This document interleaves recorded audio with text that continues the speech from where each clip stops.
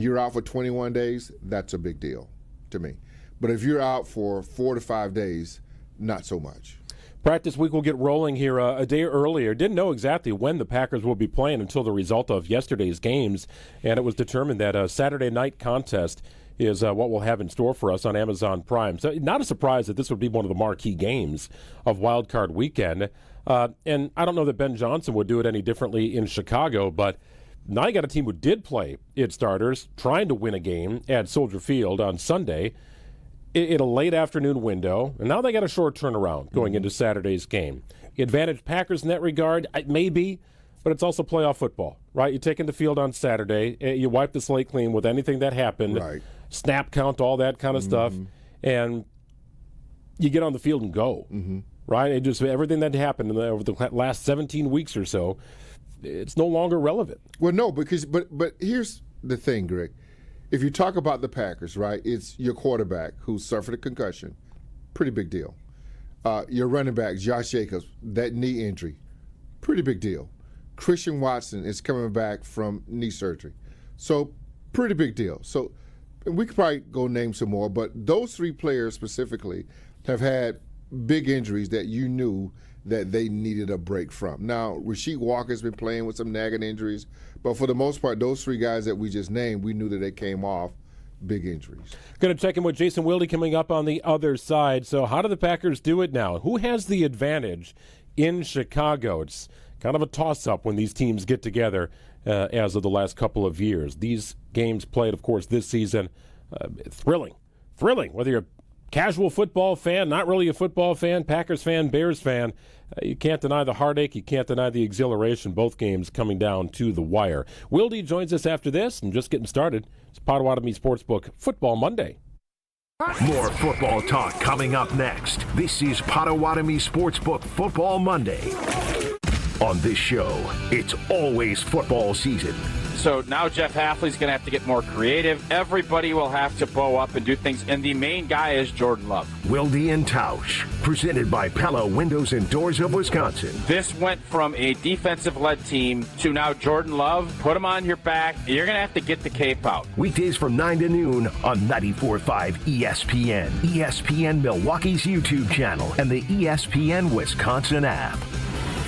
Real James Imaging Systems clients. You've heard them right here on the radio for years. For instance, Chris Willems, office manager with Previent Law Firm. I like the fact that the company is local, and I can always get a hold of my representative, who I have on speed dial, or I have a cell phone. Then there's James Imaging Systems client Preston Clark, who oversees IT services at Creative Business Interiors. If I do need service, they're here almost within 4 hours every time. I've never had an issue where I'm like, where is that guy? James Imaging Systems business technology client Lori Salzman, Vice President of Enterprise Services at Junior Achievement of Wisconsin. I've never met an organization that is so responsive to make sure that we are up and running all the time, for us to be more efficient and allow us to focus more on the work that we do for helping young people.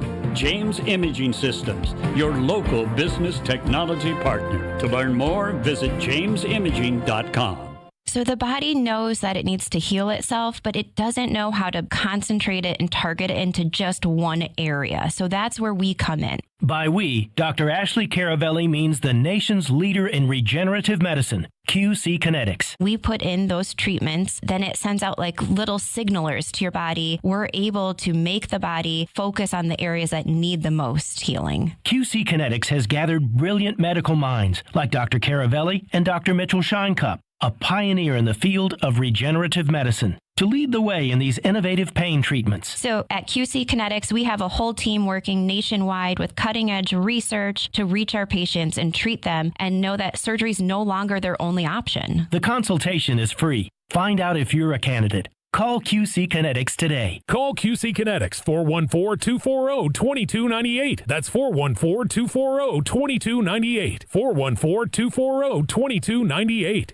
Experience hot gaming action and a relaxing spa day. Your perfect winter getaway at the island. Book a stay and float package to get both a standard room and a rejuvenating 60-minute float pod therapy session for less than $100. Complement your stay with an elevated dining experience at Horizon Steakhouse, followed by an evening of comedy in Club 4-1. The Island Resort and Casino's stay and float package runs through February. Call 800-682-6040 to book yours today. Certain days and restrictions apply.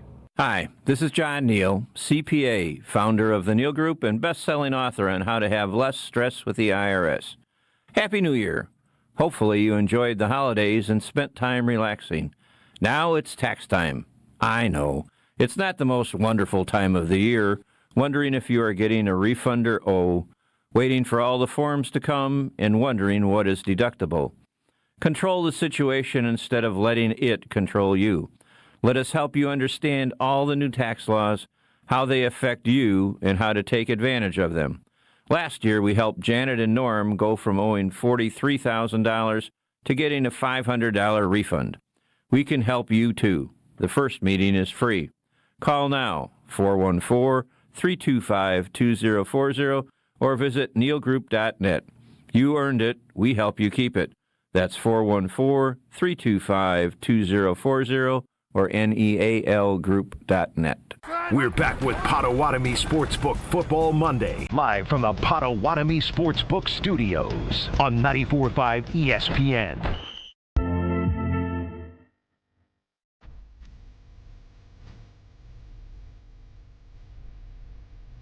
Did you watch the Bears-Lions game last night? Yes, I did. It kind of resembled many a Bears game. It's kind of my takeaway. They're at times their own worst enemy and some foolish mistakes, and they dig themselves a bit of a hole, and they find a way to make it incredibly exciting at the end. This time it fell a little bit short in a game that I presume they were trying to win as a result of the Commanders-Eagles game was in question, also in the late stages of that contest. So, but this time they fell short, and they could have very easily fallen short in Chicago a couple of weeks ago. They did fall short in Green Bay a couple weeks prior to that. We've seen it on repeat from this Bears team. They have typically come out on top, but there are occasions where they fall a little bit short as well. No, they do, and that's kind of been, if you look at the Chicago Bears, it's been their MO, right, all year long. They come back in a lot of games. They force a lot of turnovers. Their defense lead the league in turnovers, so they get you that way, and they play well in the fourth quarter. And so you got to be able to play 4 quarters if you're going to put together, try to go in there and beat the Bears at their place. What will Matt LaFleur's roster look like going into Saturday night's matchup in Chicago? We welcome in Jason Wilde, ESPN Wisconsin. Wilde and Tausch, 9 to noon, and outstanding work online at channel3000.com. So, Wilde, when I used to play Super Tecmo Bowl and Michael Haddix would go out with an injury when I played for the Packers, just a couple of games, and then he was back, and then he was also back to 100%. So then I had a good punt return threat in Jeff Query. I had a solid running back in Michael Haddix, and I was good to go with the Magic Man as my quarterback. Will the Packers have a relatively stocked cupboard here on Saturday night? Well, I mean, first of all, aren't they hoping that Josh Jacobs returns and he's more like Bo Jackson in Tecmo Bowl? I mean, he was literally unstoppable. Like, that was the best part of that. If you just played with Bo Jackson, you couldn't be beat. Goal line to goal line. You couldn't tackle the guy. Yeah, and he could run around you could run out the entire half on one snap and then cross the goal line and have a 7-0 lead at halftime. I don't think Josh Jacobs will be quite that dominant, but certainly he will be in better position to be productive. He didn't really play after his fumble against the Bears. Then he hardly played against the Ravens, and he didn't play at all on yesterday. So I'm curious to see how much that benefits him. Certainly it will benefit him some. How much, we'll have to wait and see. But I'll be honest. I went into this week, and I know I'm talking to an old school Packer here, young at heart, but old school.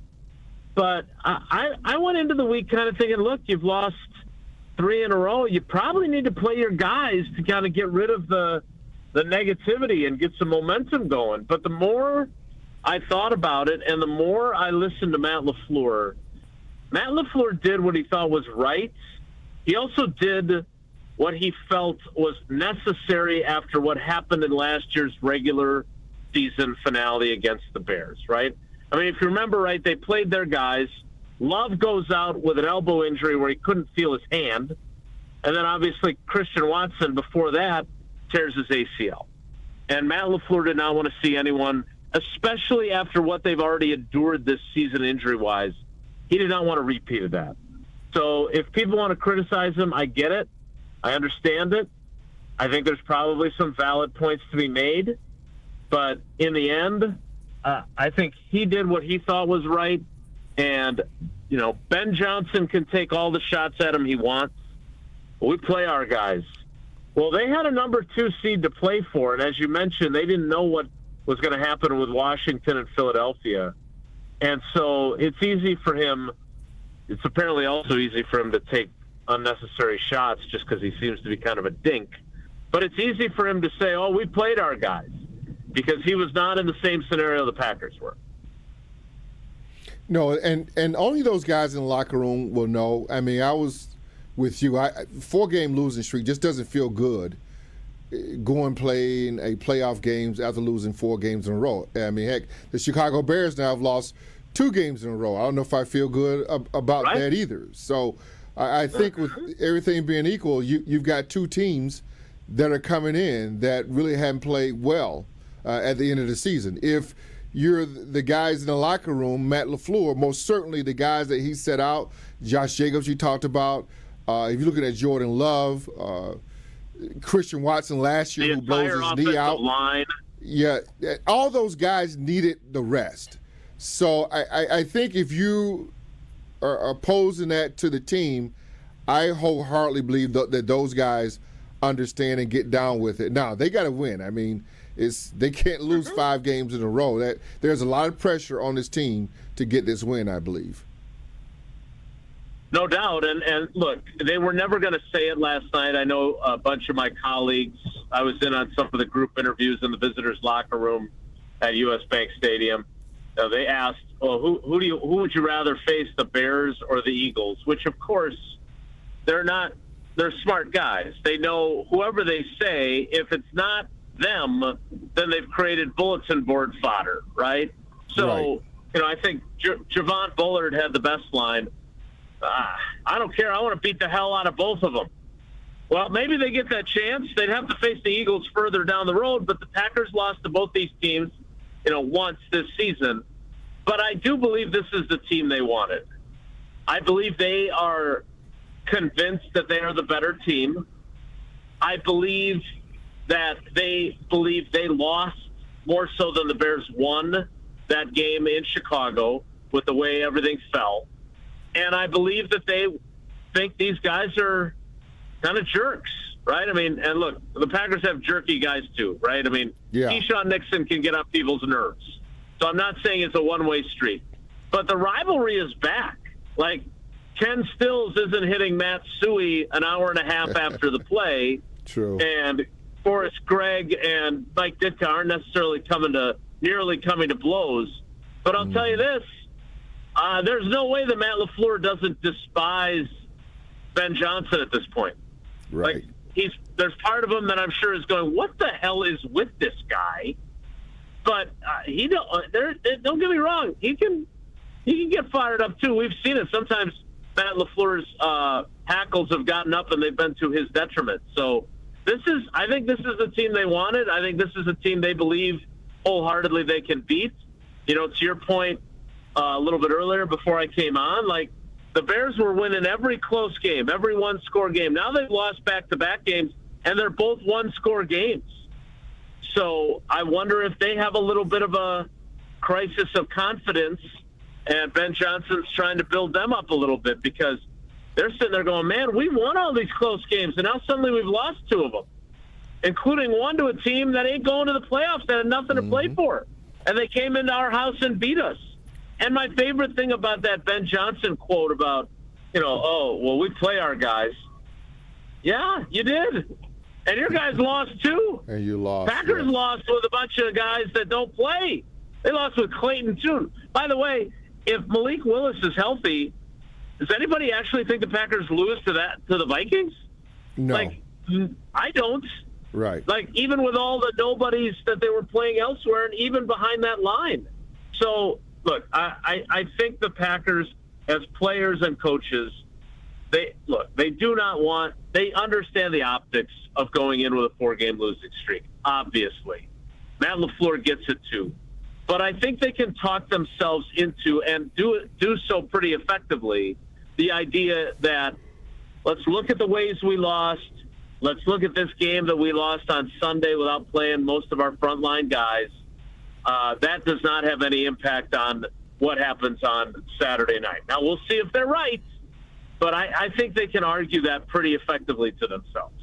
Yeah, short week, too, right? I mean, I don't know if Ben Johnson's calculus changes, Jason. I think he obviously understands that it's possible they could play a Saturday night playoff game, but now they got a short week after playing their guys. So I don't know how big of an advantage that is to the Packers, but it's the Packers getting ready with most of their guys sitting. Now, we did see a couple of dinged up injuries, and hopefully they're just dinged up, but Javon Bullard, Bo Melton, any early indication on what their status and availability would be? So Bullard told us he's fine, and it wasn't one of those leaving the locker room on crutches and saying, no, I'm fine, I'm good, I'll be fine, I'm playing. He said it was a little bit of a hyperextension after a dude fell on him, but he talked extensively after the game. He also, every fourth word is profanity, which makes him a little bit hard. Makes him fun. I can quote easily. I can just put the expletive in there. But on TV, using his sound bites are a little tough, and so on the radio. But I think he really is fine. I think they did not want to have to play him and Evan Williams, but they really had no choice. Like, they had Katan Oladapo at safety, and nobody really else that could play there. They played Jonathan Baldwin there some, but they see him as kind of a slot guy. So it was a really, they would have preferred Bullard not be exposed to an injury, but it sounds like he's okay. Bo Melton, he eventually got up. He was able to move off the field pretty effectively. That doesn't guarantee anything. But, watching the replay, it wasn't one of those non-contact, oh, my gosh, injuries. He made kind of that dive for the tackle. I don't know if he'll be available on Saturday night with the short week. But that's a great point. I wonder if Ben Johnson was thinking Packers-Bears greatest rivalry, that ESPN would poach it for Monday Night Football. And I wonder if he's now kind of regretting his, we play our guys around here approach to the game. Real quick, what do you make of the Matthew Golden situation, playing time this year?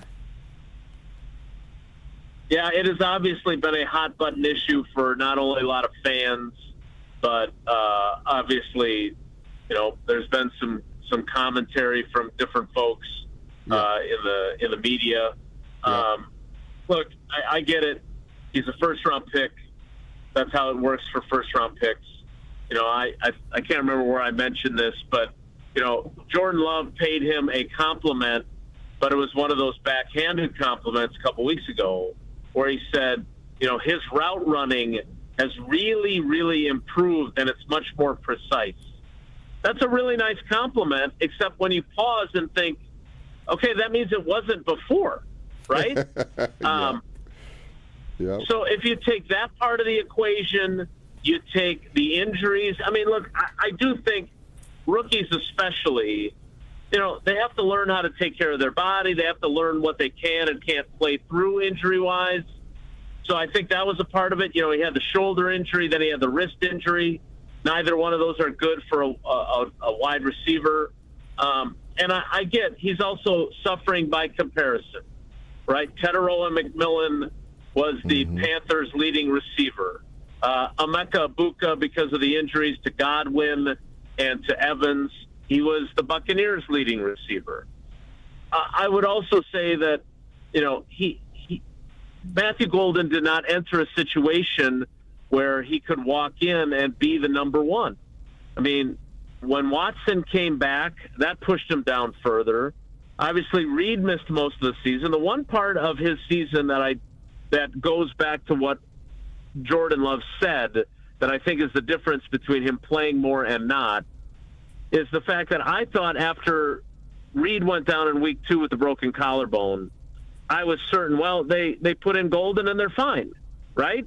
And that just wasn't the case. So I don't think he earned as much playing time as his draft status would imply. I also don't think he's some sort of bust who's never going to be a really good player. They're gonna move on from Dobbs after the season. They already moved on from Malik Heath during the season. I think he's going to have a meaningful role. I think he'll catch a touchdown eventually. But what I thought was really interesting last week was, people got after, and even LaFleur kind of a little bit in what he said, got after Adam Stenavich for saying he's not going to have a premier role in the playoffs. There's no evidence that he is. Like, my question for anybody who wants more of him is, who do you want to see play less? I don't want to see Watson play less. I don't want to see Jaden Reed play less. I don't want to see Romeo Dobbs play less, but I would like to see some of his pass targets be reallocated to someone like Matthew Golden. But let's not forget, he didn't play on yesterday, and he went out of the game the previous week against Baltimore. But let's not forget that Dontavion Wicks has been a pretty big-time player in some pretty big-time moments.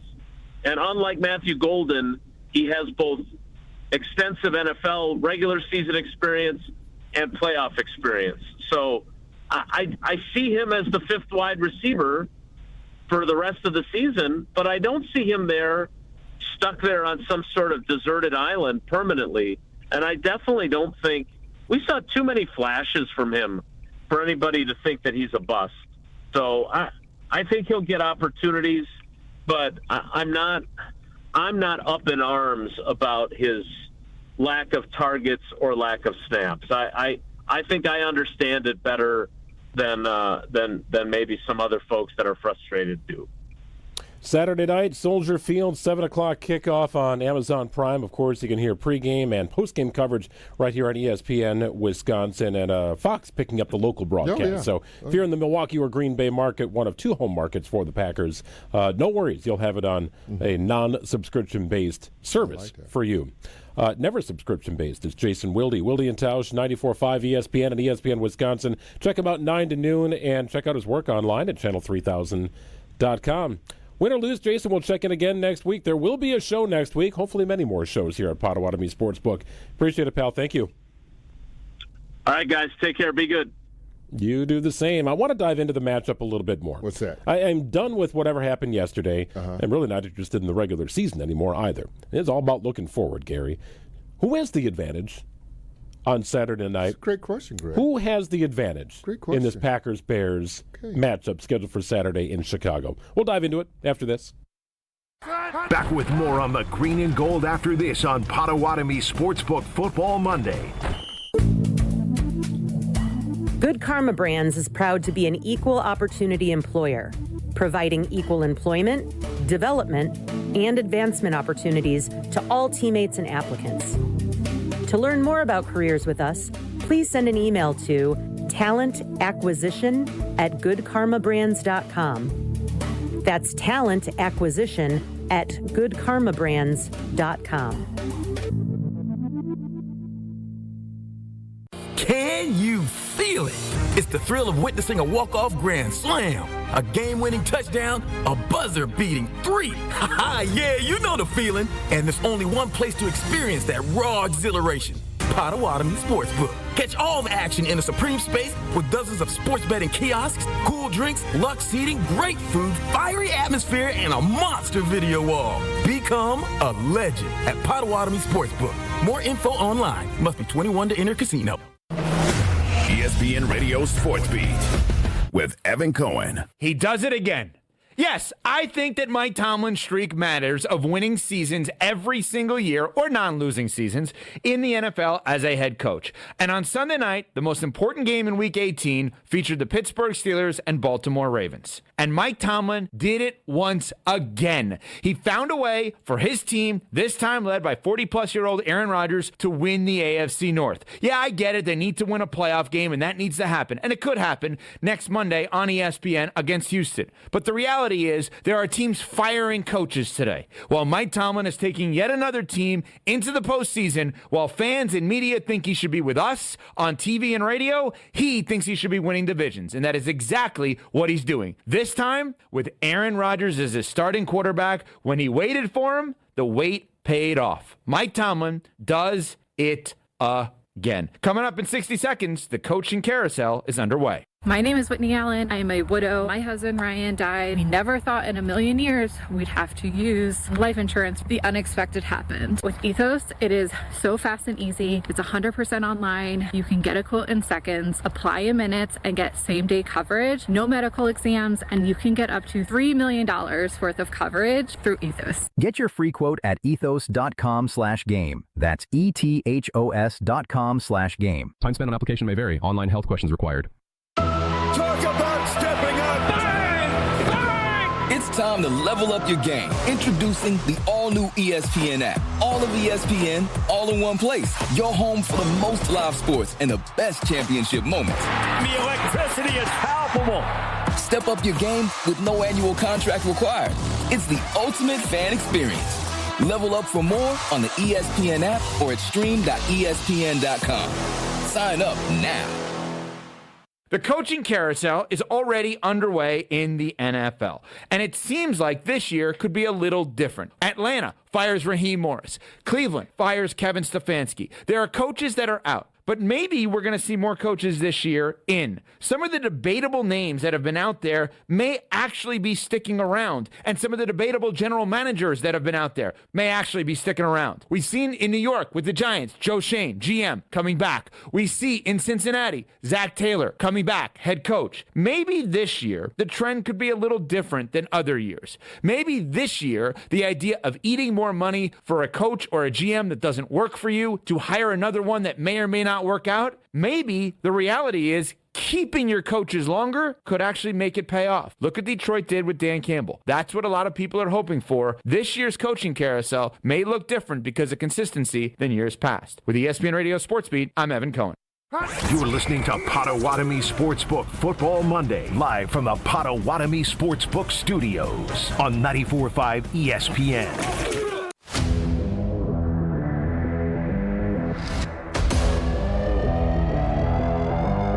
So sometimes you get into playoff matchups, and it's one of those strength-on-strength kind of deals, right? Where you got one of the best offenses in the NFL going up against one of the best defenses in the NFL, and, you know, who's going to come out on top? We've seen those matchups before. We've seen the Packers in those matchups before.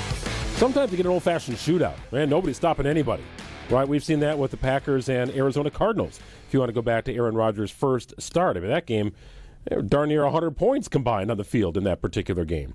You never know what to expect. You do some research, some calculations of what you saw from each team during the regular season. And my deduction is this. Both the Packers and Bears are a little challenging to figure out because at times the Bears are their own worst enemy.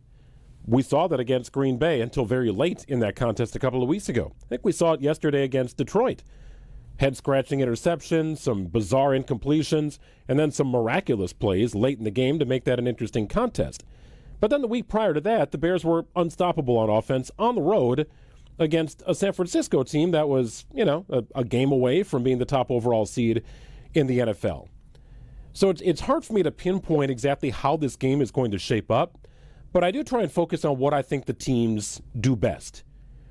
And I think the Bears' bread and butter on offense is diversity in play calling, interior tough running, explosive playmakers on the perimeter, and a developing quarterback who can make any throw.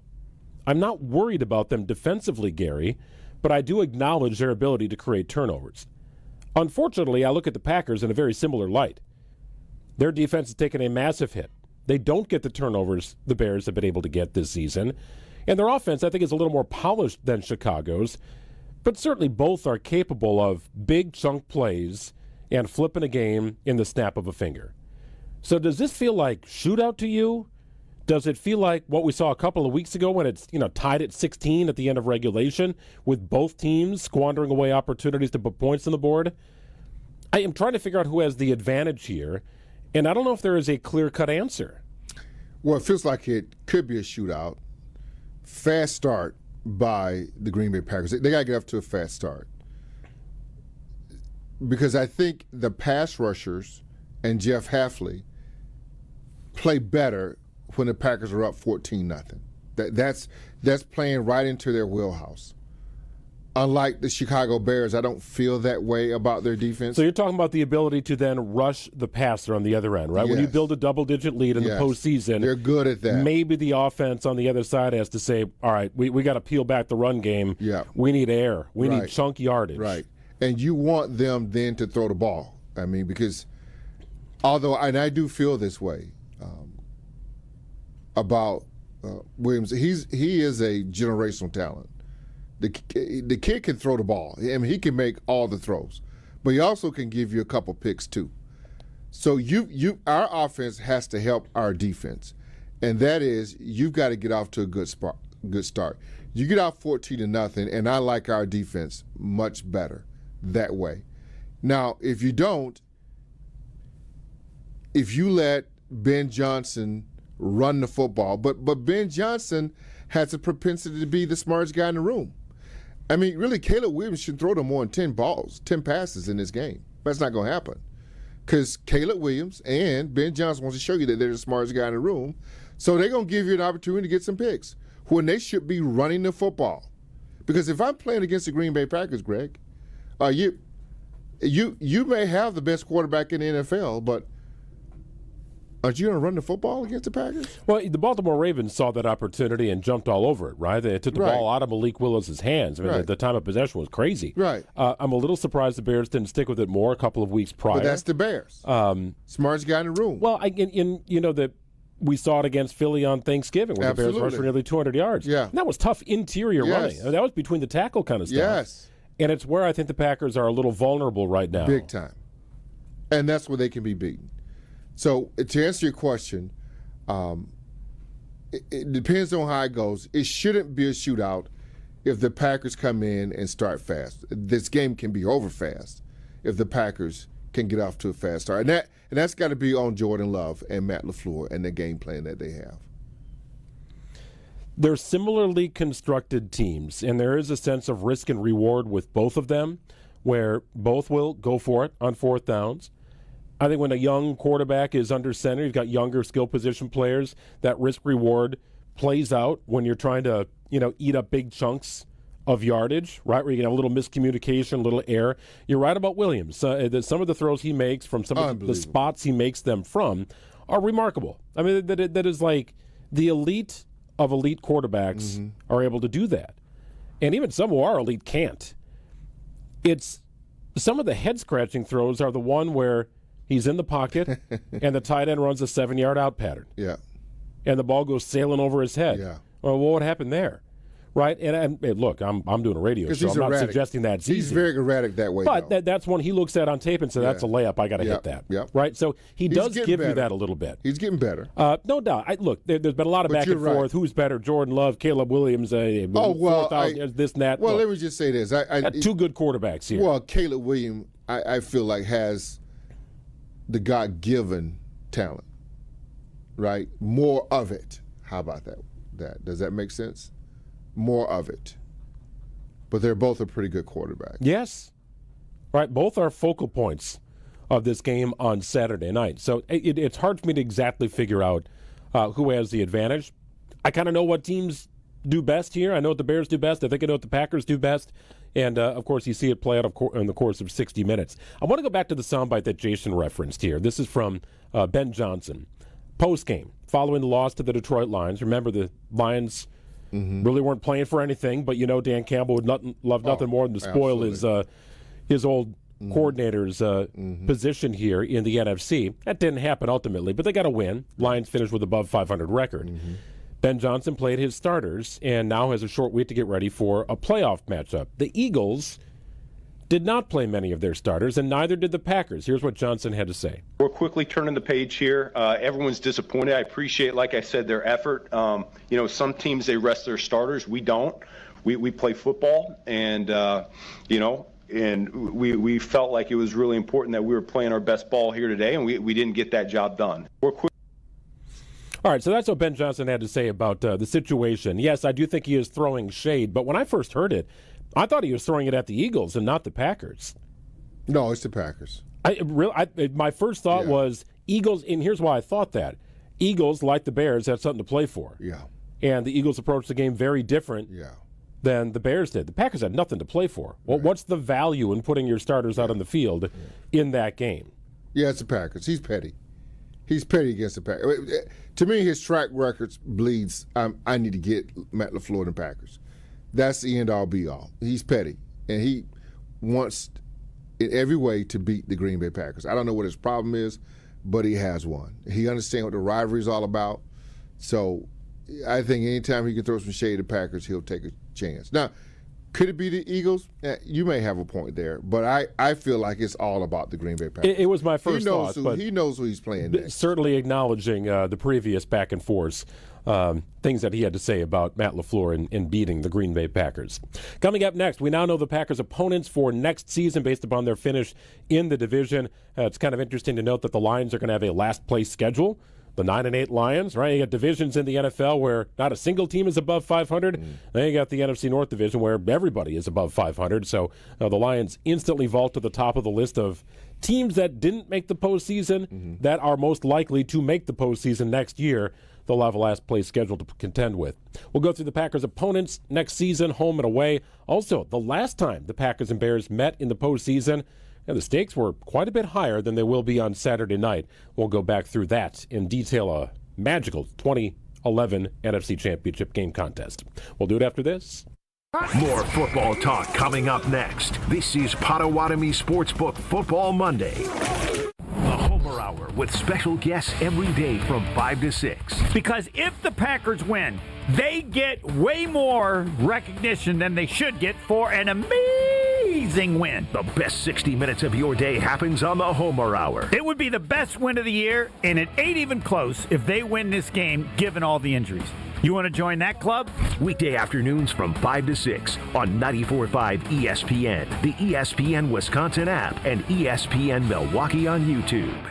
Experience hot gaming action and a relaxing spa day. Your perfect winter getaway at the island. Book a stay and float package to get both a standard room and a rejuvenating 60-minute float pod therapy session for less than $100. Complement your stay with an elevated dining experience at Horizon Steakhouse, followed by an evening of comedy in Club 41. The Island Resort and Casino's stay and float package runs through February. Call 800-682-6040 to book yours today. Certain days and restrictions apply. Hey y'all, it's the Rocket Roger Clemens here. Spent a lot of time pitching heat. Years later, the pain in my joints remind me of those days, but I'm not looking to sit still, and I definitely am not interested in going under the knife. That's why I chose QC Kinetics. Not just for elite retired athletes. QC Kinetics gives everyday folks joint pain relief using regenerative treatments that work with your body to help repair joint damage. No surgery, no long recovery, whether it's your knees, hips, shoulders, or back. My friends at QC Kinetics will help you get moving again so you can get back to doing the things you love. QC Kinetics medical professionals will look at your x-rays or MRI to determine if you're a good candidate. I trusted QC Kinetics to help me feel like myself again, and I'm proud to recommend them to you. Call QC Kinetics today and schedule your free consultation. Call QC Kinetics, 414-240-2298. That's 414-240-2298. 414-240-2298. It's Faison who rises up, throws it down. Faison Fields is a man possessed. Faison Fields and the Milwaukee Panthers men's basketball team take on Northern Kentucky this Friday. Tip-off is at 7 p.m. at Panther Arena. From clutch three-pointers to rim-rattling dunks to game-changing blocks, you'll experience all the action. Ticket prices start at just $23. Help tilt the floor this Friday at 7. Visit mkepanthers.com for tickets. Panther Athletics for the MKE. With Wilde and Tausch, you won't miss a play. Nobody should be writing the season off. The idea of being one of the top teams without two of your best players is a big reach. But this is a season that you can find ways to do it. Presented by Pella Windows and Doors of Wisconsin. You think anybody ever feels sorry for the Green Bay Packers? They don't. And they shouldn't. And you shouldn't. Weekdays from 9 to noon on 94.5 ESPN. ESPN Milwaukee's YouTube channel and the ESPN Wisconsin app. Something exciting is happening at St. Kate the Arts Hotel. On the second floor, you'll find the Studio Kitchen and Cocktails, Milwaukee's destination for bold flavors, fresh sushi, seasonal entrees, and cocktails crafted with care. Start your day with a breakfast that fuels you, stop in for dinner that sparks conversation, or linger late into the evening with drinks designed to inspire. With flavors and drinks for every mood, the Studio is the perfect place to gather, celebrate, and connect. Be boldly social. The Studio Kitchen and Cocktails, now on the second floor at St. Kate the Arts Hotel. Untethered, unfiltered, and unbothered. I'm talking about Subarus. Anybody in the Subaru driving down Fond du Lac or Capitol, wow. I'm like, you are not where you need to be driving that slow. Kyle Broston Nortman, KBN, presented by Bud Light, the official beer of the NFL, and sponsored by Pella Windows and Doors of Wisconsin. It is always a Subaru. And they likely have a lot of bumper stickers. Weekdays from 2 to 5, right here on 94.5 ESPN. And subscribe to the show on Apple, Spotify, or wherever you get podcasts. You're listening to Potawatomi Sportsbook Football Monday, live from the Potawatomi Sportsbook Studios on 94.5 ESPN. I think everything's fluid in terms of how we go about the week. I mean, a lot of it is going to be dependent upon which day we play. But I do think, I think we had a pretty good week of practice, I felt like, this last week for the guys that we were trying to rest. They did get a lot of reps. We went a lot of good on good, and our one offense versus our one defense. And so I think we're physically in a better place. I thought that was an interesting comment from Matt LaFleur when, talking about resting starters, not playing everybody. He hinted at this early last week, saying, we've got practice sessions, trying to ramp up and get people's minds right, stay sharp, do the things. It's different, though, right? I mean, it's a game setting versus a practice setting. You can go good on good. You can go one-on-one, do all the things that you want to do, and maybe have it feel a little more like a training camp practice with no tackling or thud periods. I can't imagine there was much of that going on.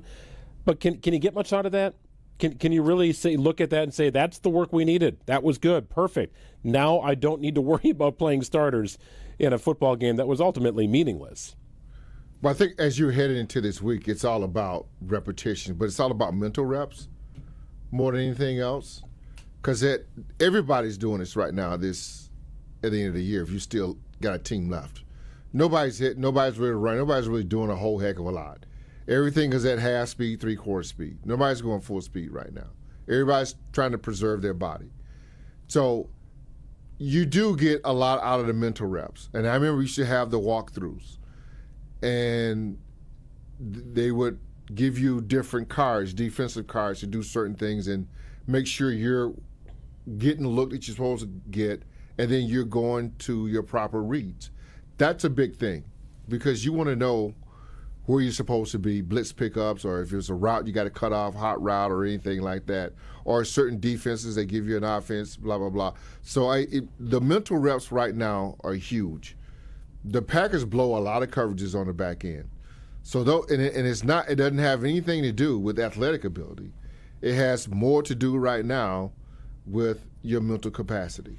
Bears have an interesting set of tight ends that'll give you a headache. Oh, huge. Right, and this is developed over the season where, early on, Colston Loveland wasn't used all that often, a little more the Cole Kmet show. Right. And Tyler Warren out in Indianapolis was getting all the accolades, and Loveland was taken by the Bears ahead of Warren, and Warren had a great year, and Loveland turned into a nice player and an ascending player in the Bears' offense.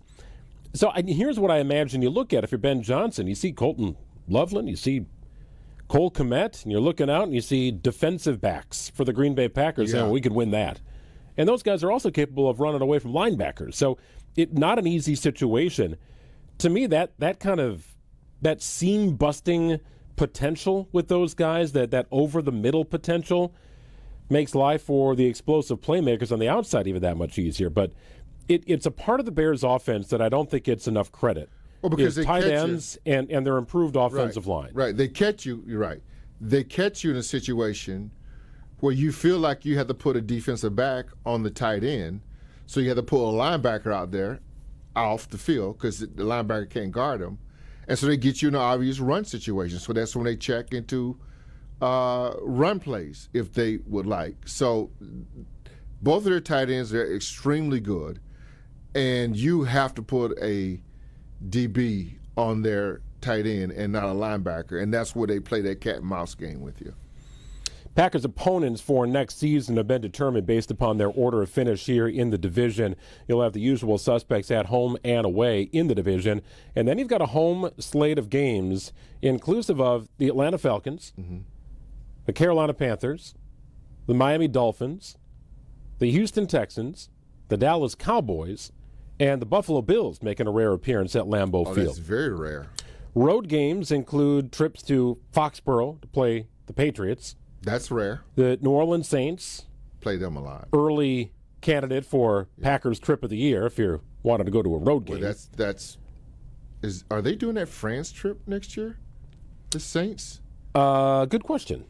I think they're doing a France trip next year. Packers will be going to Germany before too long. You think so? Yeah, I absolutely believe that's going to happen.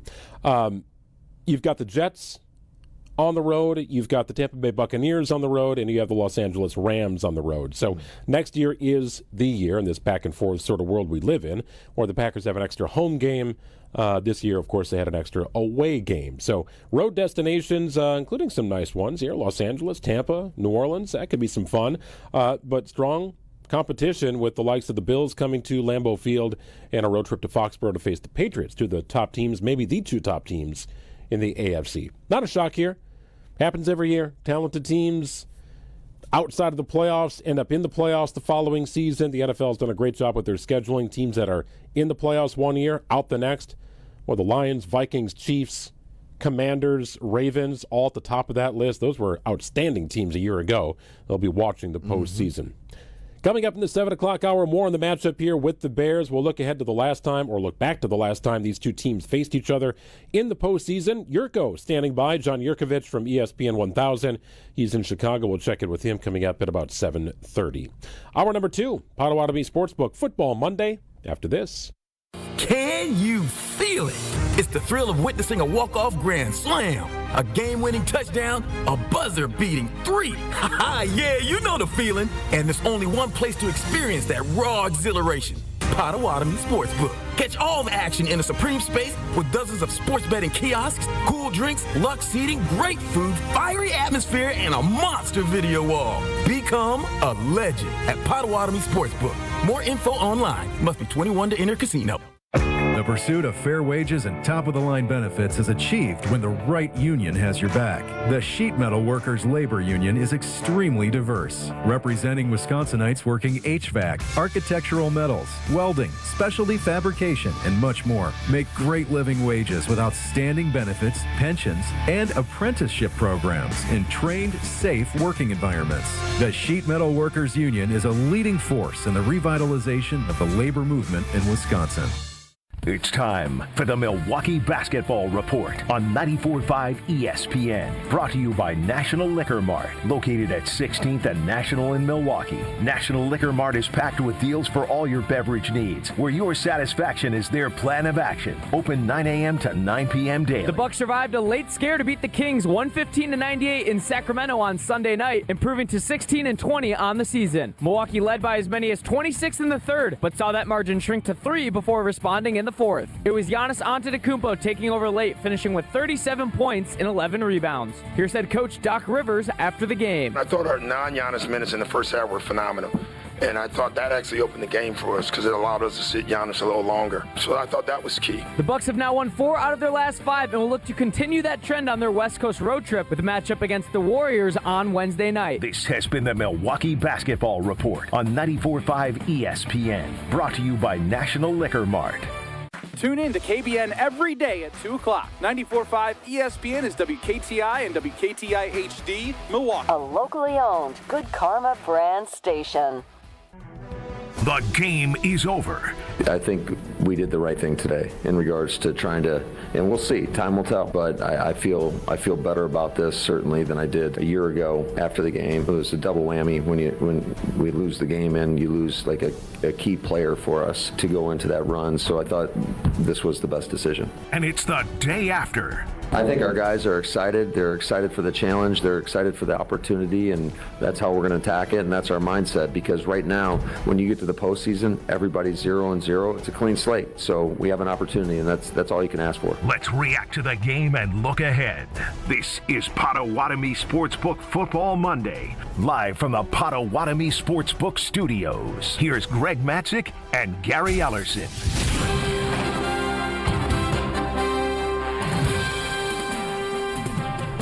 Potawatomi Sportsbook Football Monday continues here on 94.5 ESPN. Greg and Gary with you until 8 o'clock. Used to watching the early portion of the Monday night game around this time here from Potawatomi Sportsbook. All the games are on at Potawatomi Sportsbook. Oh, yeah. All the games are on, right? You never seen anything like this 2,000 square foot video wall. Nothing. But we've got an FCS championship tonight with Illinois State, the Redbirds taking on Montana State. I've not looked at the line in this game, but Montana State would appear to be the favorites. They've got a 7-0 lead, a couple minutes left. And how about River Falls, the Falcons? UW River Falls winning. Yeah. Not the only Falcons? it's the Falcons up in River Falls near the state line and western Wisconsin with a win over North Central. Yeah. North Central's Naperville, Illinois. They've built quite a program down there. Not unlike the Mount Union versus Whitewater days. No. North Central has become what they were 10, 15 years ago. But River Falls has largely been a losing football program. This goes back to my days in the WIAC. They were. I mean, they used to run the wishbone there a long, long time ago. That was yes. Under John O'Grady. But since that, I mean, listen, that D3 program here in the state of Wisconsin, Whitewater, talked a little bit about them, Oshkosh.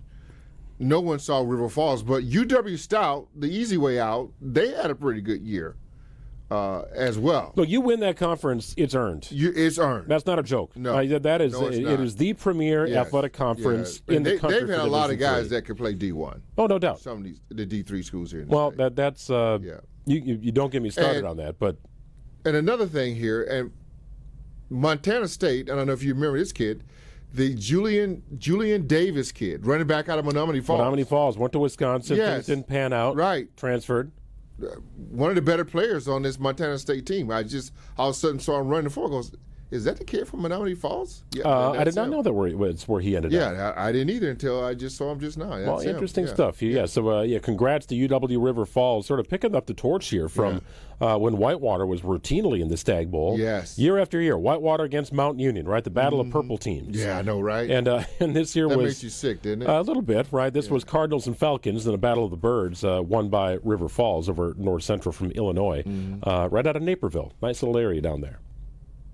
Oh, yeah, it is nice. I did. Well, I used to run track and field at North Central. Oh, did you really? Yeah, we get a bite to eat after our track meets, and they had two options. They had a Burger King, and they had an ice cream place called the Cock Robin. I thought that was funny. Hey, be careful. Well, that was the name of the place. Be careful. You get some ice cream and a meatball sandwich there. Yeah. That's delicious. Yeah. Did they have the Ober? Is it the Oberweis? Do they have that down there? Is it Oberweis? Is that the ice cream shop in Chicago? Well, that's the place that delivers like the glass bottles of milk, isn't it? Isn't that Oberweis? Oh, is it Overweiss? Is that what it is? I think the W is more like a V because it's like a German thing. Is it Daniel Whelan? Maybe Swiss. Not Whelan. Is it Whelan? I think so. Overweiss? Well, he's Irish. That's different. That's all different. I don't know. Well, anyway, there used to be this place, I think it was ice cream, Overweiss, that's off the highway there coming back to here. To Wisconsin. I'm not familiar, but I'm going to take your word on it. Yeah. And did we'll you get my thing updated. about the Saints in France? Oh, the New Orleans Saints. Yeah, so they will be playing in France next year. And the NFL is also on the schedule to have a game in Munich, Germany next year. Oh, they are. And many believe the Packers are a strong candidate to play in that game because they have the extra home game this year. It would be a home game for them. And I get the feeling the Packers following in Germany would be outstanding. Well, no, the France is all about the Saints. Well, what I'm saying is I don't believe. Now, it could happen, but I don't believe the Packers will play two foreign games next year. No, and I don't 100%. think because it did happen with teams this year. Yeah, but I thought it was strange. no, but the Packers would do no 2 foreign games. That's not happening. I don't think so. No. I don't think it would. But I'm just saying, but the France game will be more about the Saints. Obviously, New Orleans, the French culture that they have there will be more about them. Does seem to make sense. I could see Germany be more about the Packers if it was going to be a home game for them. Now that's slated for 2026 as well. Yes. I did not realize that.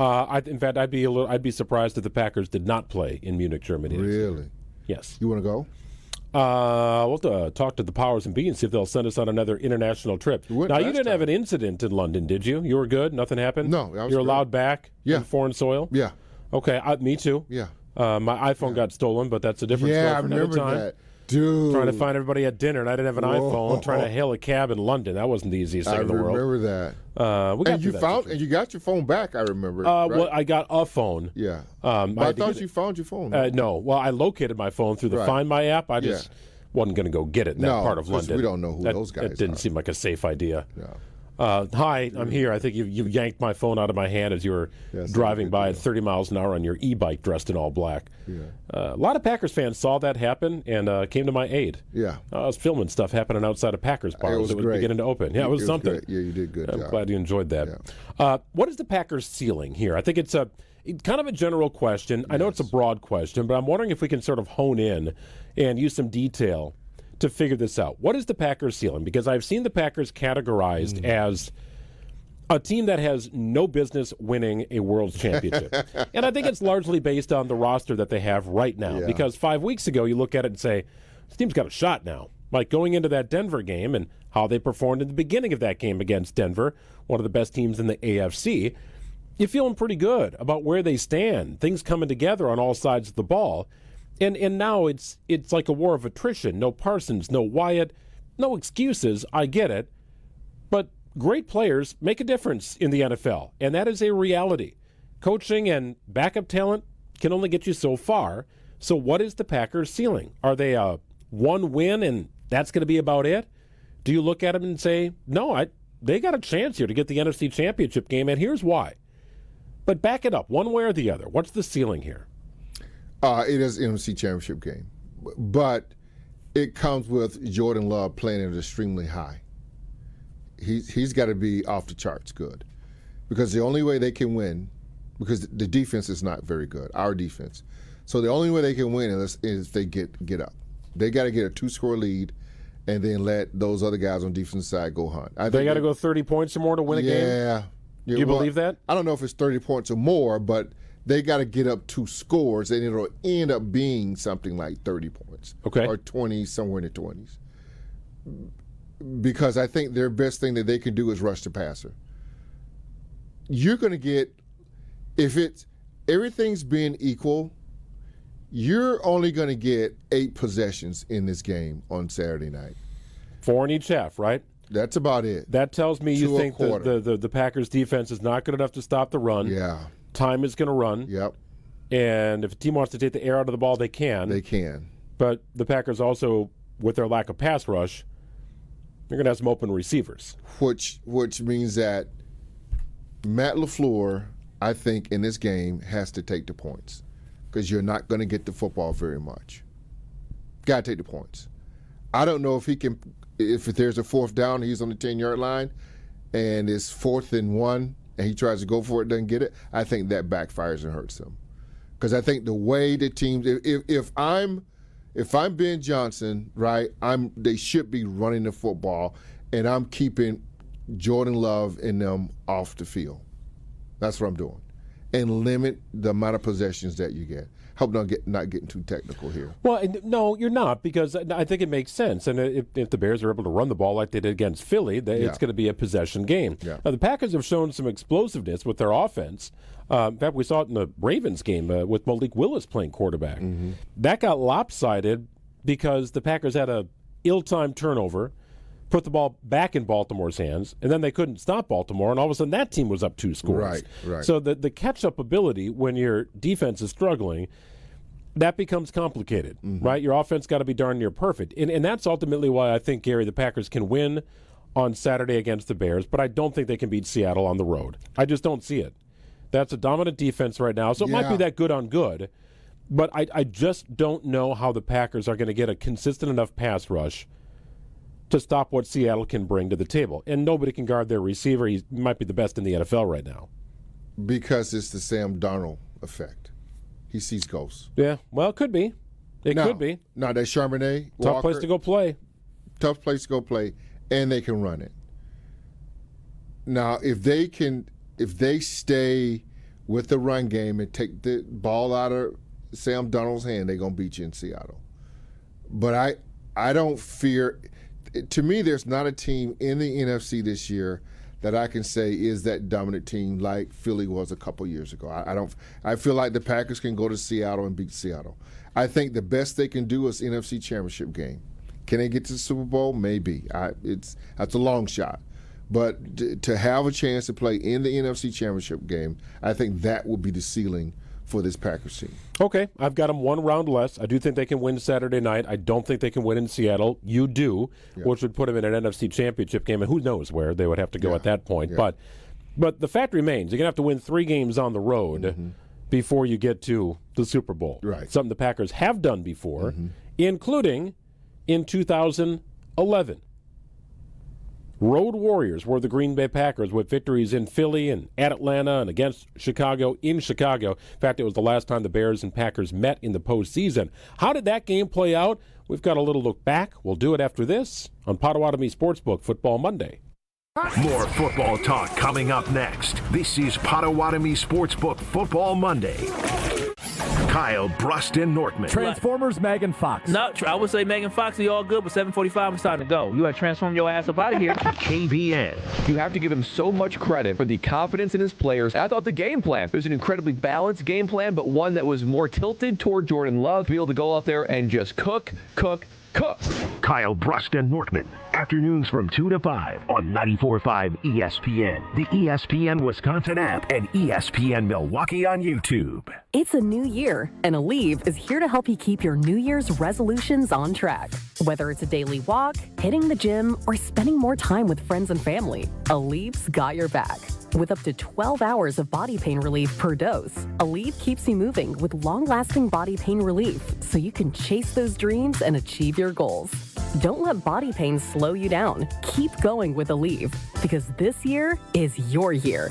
Try Aleve. Use as directed for minor aches and pains. Every morning, we rise and shine, make breakfast, and brush away the night's rest. These routines help us start the day off right. Nature-Made vitamins are a simple step in that daily care regimen. Multivitamins with daily essentials, clinically studied probiotics for gut health support, magnesium to help relax the body. Nature-Made is made to care for you every day. These statements have not been evaluated by the Food and Drug Administration. These products are not intended to diagnose, treat, cure, or prevent any disease.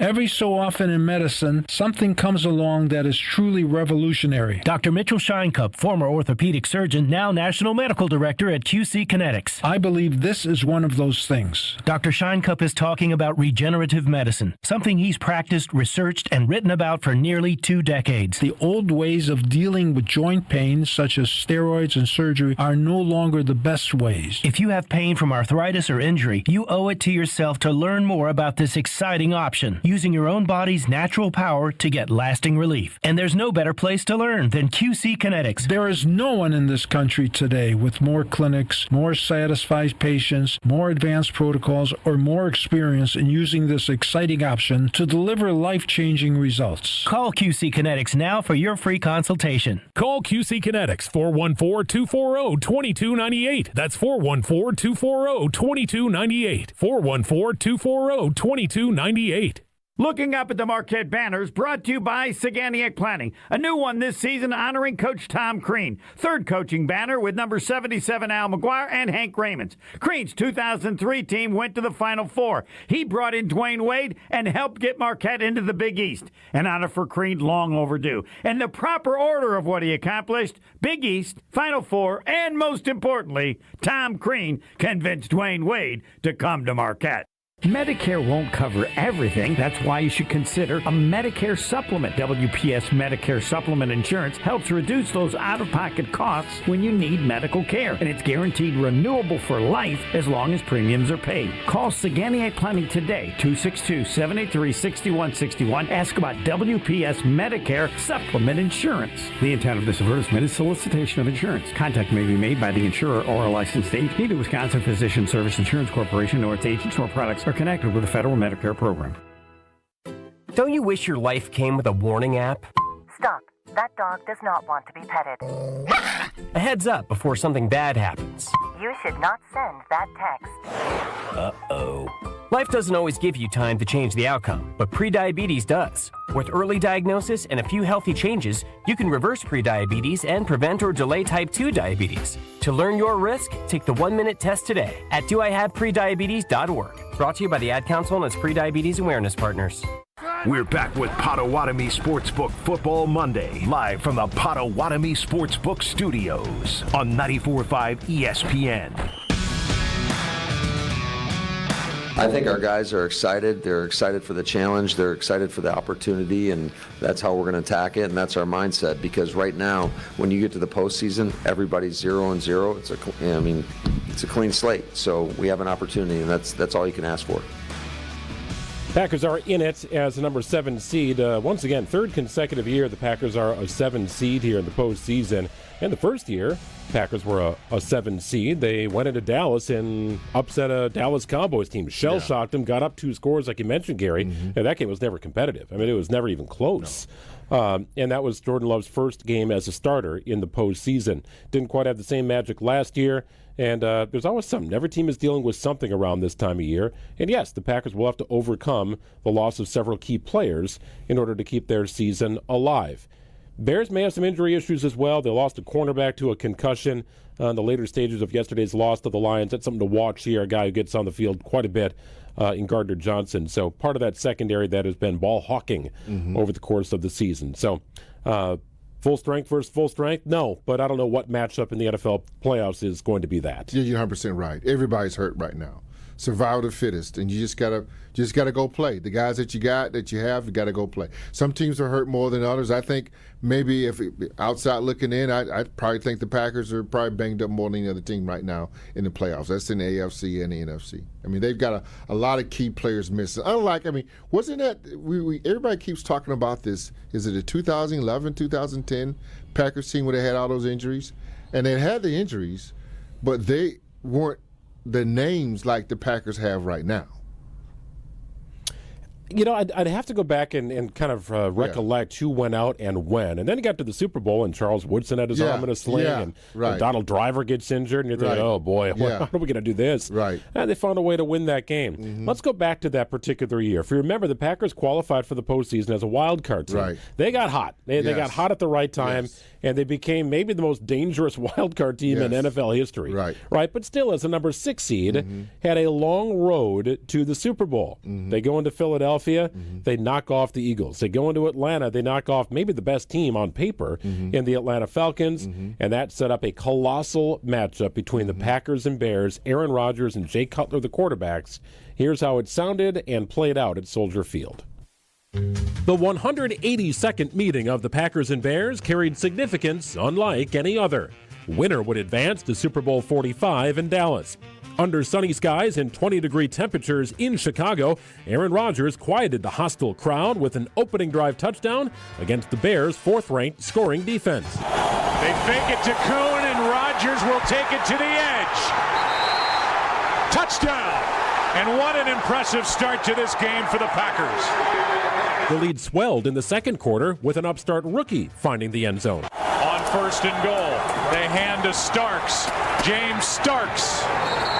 Touchdown! His first in the NFL, and it comes in the NFC Championship game. Meanwhile, the Bears' first 5 drives ended in punts. The 6th ended a different way. Backpedaling as he throws. This is Knox. Downfield, the rookie Shields makes the play. And Sam Shields returns the favor. Green Bay carried a 14-0 lead into the locker room with plenty of drama on tap for the second half. If it's possible for one play to be considered game-saving for both teams, it happened in the third quarter, with the Packers facing a 3rd and goal from the Chicago 6. Rodgers, nowhere to go with it until now, and he's picked. Urlacher. Rodgers in a foot race. Urlacher tripped up. Urlacher's interception thwarted the Packers' hopes of building a 21-0 lead. Rodgers' ability to trip Urlacher up prevented a 14-point swing. But the Bears couldn't capitalize. Not with Jay Cutler, who left the game in the third quarter for reasons I still don't understand. So Cutler is on the sideline. Chris Myers reporting that it's a knee. Well, the only thing standing in the way of the Packers in Super Bowl 45 was third-string quarterback Caleb Haney, who, after a fourth-quarter touchdown, came crashing back to earth. On 3rd down and 5, pressure. Pass is picked off, and who is it? Big B.J. Raji for the touchdown. What a moment. Another Haney interception sealed the Packers' Super Bowl hope. Haney over the middle, picked off by Shields. And Shields takes it the other way. The Green Bay Packers are going to ride to the Super Bowl on that. Trying to force it to Johnny Knox, and Sam Shields picks it off. His 2nd of the game. 21-14 the final. It was the 5th straight elimination game win for the Packers and 2nd in a 5-game stretch over the division rival Bears. A 6th straight win would come 2 weeks later in Dallas. A pretty amazing game how that game played out with James Starks getting his first career touchdown. And he was kind of a beast in the later stages of that season with some good performances, playing a starring role due to injury. And you think about that game and some of the big plays that happened, maybe the biggest play aside of the Raji interception that kind of sealed the deal. Aaron Rodgers able to knock Brian Urlacher to the ground when it looked like he could have gone to the house, and about a 90-yard interception return for a touchdown. Just getting in his way forced the Bears to ultimately get that offense back on the field, and they were by and large shut down. That Packers defense was a legit group with studs all over the place, and people remember Clay Matthews and Nick Collins. They forget Cullen Jenkins, who was an absolute beast. That was the anchor, if you ask me, and they chose not to re-sign him. And I think that they left him in a world of hurt when they chose not to bring him back. Incredible game. That was a good. That was a good defense. That defense was pretty good, no doubt. And they could turn you over too. Oh, they did, right? Pick 6 in the. Yeah. He had an interception in every game. That's Tramon Williams. Well, Tramon had it in the Atlanta game. Sam Shields had a pick in the Philadelphia game. You got a pick 6 in 3 of the 4 games played in the playoffs that particular year, including the Super Bowl. Right, no doubt about it. That doesn't happen a lot. Nope. Packers were an outstanding top 5 defense that particular year. All right, time to do it here. Time to tee up Gary with some very uncomfortable questions. The market is open, and the hot takes are trading fast. From bold predictions to brutal realities, it's time to put the takes on the table. Are you buying or are you selling? It's time to buy or sell. So I thought I'd take a little more global NFL playoff approach to this, Gary, because I could sense your frustration with me growing over the weeks of doing this segment and putting you on the spot and painting you into a corner, all the things that nobody likes. I thought we'd take a different approach here. So global. A little more global, right? And we'll dial it back. We'll bring it back to center. I don't know anything about Pele or any kind of but we'll start with this. Okay. The Steelers somehow survived the Ravens to win the AFC North. Crazy game last night. Unbelievable. So they got a postseason berth. They are in. Aaron Rodgers will be under center in the playoffs once again. Are you buying or selling that regardless of the outcome of the Steelers' first playoff game, or second or third if it gets to that point, this is it for Rodgers, that he will retire after this season? After that game last night, doesn't feel like he will. Because I think with one more year, if they don't get there, I think they feel like they have something in Pittsburgh. And I feel like Rodgers thinks he has something there to play for. DK Metcalf, you get him back here in the playoff game, I think they're a hot team right now, ascending in the AFC. I see him. Now, if they win it, he's gone. But if they don't win it, I foresee him coming back one more year and really capitalizing on what they did this year. In Pittsburgh? In Pittsburgh. Staying in Pittsburgh? Yeah. Who else do they have as a backup? or anyone to lead them to the playoff. They don't have anybody. So, yeah, he's coming back. So the Steelers did what the Packers chose not to do. The Steelers rode Ben Roethlisberger as far as he could possibly go, right, with no succession plan, zero. They had Mason Rudolph, and I think they knew early on he wasn't going to be the guy for the next 15 years. And wasn't Pickett there too? Pickett was there. I think he was a high draft. You're right. pick Actually, you're right. He was a higher draft pick than Mason Rudolph was. They had both. Yeah. And that wasn't going anywhere. That was the succession plan. Then they end up in this, Justin Fields, Russell Wilson world, which is not sustainable. They pivot to Aaron Rodgers. So they've tried a number of different approaches here because they wanted to maximize the window with Ben Roethlisberger. Packers had a very different approach. They knew Aaron could still play, but they were ready with a guy they felt comfortable with after 3 years. Now, both teams are in the playoffs. Similar records, although there's more to the story than just your record here. I think I'd rather be in the Packers situation where maybe you burn some fans, you're giving up on a Hall of Fame quarterback or an MVP quarterback. You know they can still play. Like, yeah, but we got a decade plus here with the guy we like, because they got to prove that part of it. Steelers are still hunting a little bit because after Rodgers, there's no plan. There's no plan right now. This is a little more of a either-or question, but I think I could frame it in a way of buyers. Frame it. I'll do it that way, okay. The Minnesota Vikings offense on Sunday looked, can you give me a one-word answer? The Minnesota Vikings offense. Minnesota Vikings. Yes, offense. On Sunday looked like. You want to finish that sentence? Nothing. Yeah. There was nothing there, bro. I mean, even with J.J. McCarthy, there was nothing there. All right, so I don't know what the game plan was. I don't know if that was all they got. Well, right. But you don't have a quarterback to get the ball to him, so he could be taken away. So therein lies the question here: if the Vikings believe J.J. McCarthy can be the guy, I think they've seen enough. And Aaron Rodgers still wants to play, that becomes kind of an interesting opportunity if Rodgers wants to capitalize on it and if the Vikings are looking for a one-year bridge. If the Vikings don't believe that McCarthy is the guy, but still could be a backup and are cool keeping him as a backup, are you buying or selling that Malik Willis earns a multi-year opportunity in Minnesota? Well, it's either there or Indianapolis. Those are my two teams. Buying. Absolutely. 100%. That's one of those two teams. Because McCarthy right now, you talk about Clayton Tune, he looked better than Clayton Tune. That's how bad he is. And he can't stay healthy. So that's the other thing with that. John Yurkovich is somewhere at a bar in Indiana. We're going to check in with him coming up on the inside. Well, I think so. He was last time, remember? Okay. He lives right across the border. I wasn't here last time. That's right, because you were ill. But we'll find out what bar Yurko is at and what Bears fans are saying about this matchup coming up on the other side. Our friend, our teammate John Yurkovich, played on both sides of this rivalry. Sure did. Joins us after this.